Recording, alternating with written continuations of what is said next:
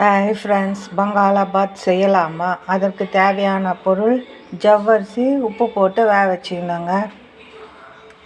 கடலைப்பருப்பு, உளுந்தம்பருப்பு, முந்திரி, வேர்க்கடலை, பச்சை மிளகாய், கருவேப்பிலை, கொத்தமல்லி, தயிர், பால் இதெல்லாம் போட்டு வறுத்து இந்த ஜவ்வரிசியில் கொட்டிக்கணுங்க. பெருங்காயம் சிறிதளவு, தாளிப்பதற்கு கடுகு, இந்த மாதிரி நல்லா சவுக்க வறுத்து இதில் கொட்டிக்கணுங்க. அப்புறம் தேவையான அளவு தயிர், பால் நல்லா கலந்துக்கோங்க. சுவையான பங்காளாபாத் ரெடி. பிடித்திருந்தால் லைக் பண்ணுங்கள், ஷேர் பண்ணுங்கள், சப்ஸ்கிரைப் பண்ணுங்கள்.